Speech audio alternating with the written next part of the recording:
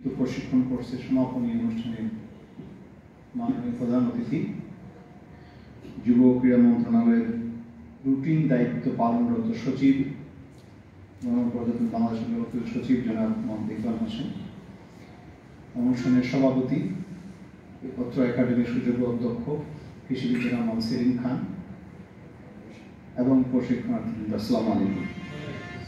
আমার খুবই ভালো লাগছে যে আমরা আজকে এই সনদপত্র অনুষ্ঠানে এমন একজন ব্যক্তিকে পেয়েছি যার হাত থেকে আপনারা সনদপত্র নিতে পারবেন, যাকে আমি আজকে 2 যুগ ধরে চিনি, জানি এবং যার কাছ থেকে আমরা নৃত্য শিখে আসছি।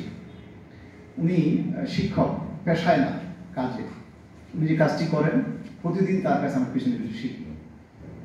একটা ছোট্ট উদাহরণ দেবো, আমি স্যারের প্রশংসা করতে চাই না, কিন্তু কিছু কিছু বিষয় বলতে হয়। আসলে স্যারের একটা সন্তান একটা প্রতিষ্ঠানে চাকরি করে।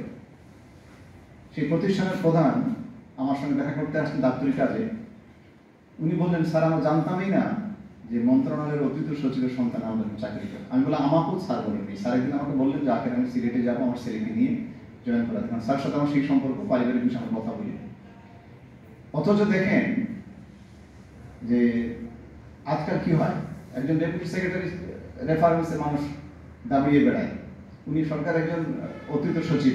এর আগে আমাদের মন্ত্রণালয়ে বেশ কিছুদিন স্যার সচিব দায়িত্ব পালন করেছেন এবং আজকে আমার বলতে দ্বিধা নেই, আমি আপনাদের অধিদপ্তরের পরিচালক প্রশাসন হিসেবে সার্ভিস যতটুকু পেয়েছি, ওই কয়টা দিন যতটুকু কাজ হয়েছে আমাদের, বাকি 6 মাস হয়। এই যে আপনাদের প্রতিষ্ঠানের নাম পরিবর্তন, এখানকার স্যারের অবদান। তারপর আমাদের যে কয়েকটা প্রকল্প প্ল্যানিং পাঠিয়েছি আমরা, একটা মানুষ নির্মোহ যদি থাকেন এবং তার জীবনে এবং কর্মে যে স্বচ্ছতা থাকে, তাহলে তার পক্ষে সম্ভব। আমি স্যারকে দেখে আসছি, আমরা সাথে কাজ করেছিলাম, আমার সৌভাগ্য হয়েছিল শিক্ষা মন্ত্রণালয়, আমি স্যারের সাথে কাজ করেছি এবং এখানে এসে পেলাম।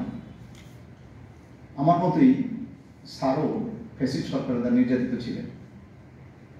বারান্দায় দেখা আমার সাথে স্যার, মোপার বারান্দায়, যখন বঞ্চিতদের পদোন্নতি দেওয়ার তোড়জোড় চলছে, কারা কারা বঞ্চিত, সেখানে দীর্ঘদিন স্যারের সাথে যোগাযোগ ছিল না। আল্লাহর রহমত বলবো আমি যে স্যারের সাথে কাজ করতে পারছি, স্যারের ছায়া তলে আছি। এমন একটা মানুষ আজকে যখন আপনাদের হাতে সনদপত্র তুলে দিবেন, এটা আপনাদের যেমন আনন্দের, গর্বের, এই ডিপার্টমেন্টের পরিচালক প্রশাসন হিসেবে আমারও সেই জন্য স্যারের প্রতি আমার কৃতজ্ঞতা, শ্রদ্ধা এবং ভালোবাসা। স্যার ভালোবাসি, মন থেকে ভালোবাসি। আপনারা যে কষ্ট করে এই 5টা দিন এখানে থাকলেন, এই কোর্সটি সম্পন্ন করলেন, আপনাদের প্রতি আমার অভিনন্দন। আপনারা জীবনের অনেক দিন পার করে, অনেক সময় পার করে আপনারা পদোন্নতি পেয়েছেন এবং তারপরে আপনারা জেনেছেন যে আসলে জীবনে পদোন্নতিটা সবাই কাঙ্ক্ষিত থাকে, সে যে জীবনে যে পর্যায়ে হোক।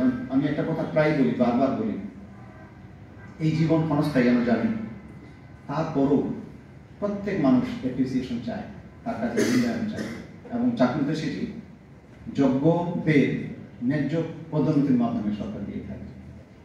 যদিও আমরা একটা কথা বলি যে দাবা খেলা যতক্ষণ খেলা চলে ততক্ষণ চলে, কেউ রাজা, কেউ প্রজা, উজির, ঘোড়া, খেলা যখন শেষ হয় সব গুটিয়ে একসাথে গুটিয়ে এক কোটের মধ্যে রেখে দেয়, তখন সবাই সমান।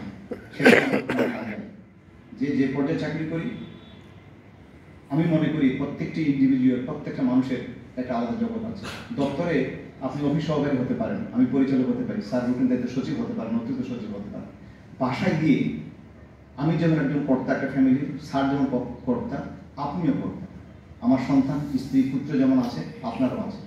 ওই পরিবারের আপনি প্রধান, সেই মর্যাদা যেন আমি আপনাকে দিতে পারি, একটু মাথায় রাখবেন। আপনারা খুব কঠিন কাজ করেন, অর্থাৎ উপজেলা, জেলা পর্যায়ের অফিসে আপনাদের মাধ্যমেই ফাইলটি ইনিশিয়েট হয়, সুতরাং দায়িত্বটা আপনাদের বেশি।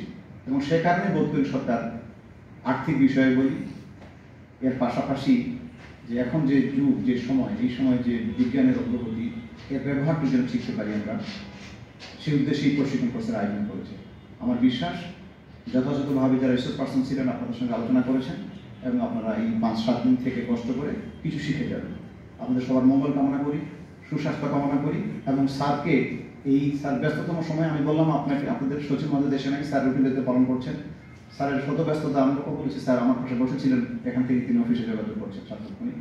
এত ব্যস্ততা সত্ত্বেও স্যার যে সময় দিয়েছেন আমাদেরকে, এই জন্য স্যারের প্রতি আরেকবার কৃতজ্ঞতা জানাচ্ছি। এবং এটি ঘটবার সম্ভব হয়েছে প্রিন্সিপাল সাহেবের এক আন্তরিকতার জন্য, সেই জন্য প্রিন্সিপাল সাহেবকেও আমি সাধুবাদ জানাচ্ছি। আল্লাহ হাফেজ, ভালো থাকবেন।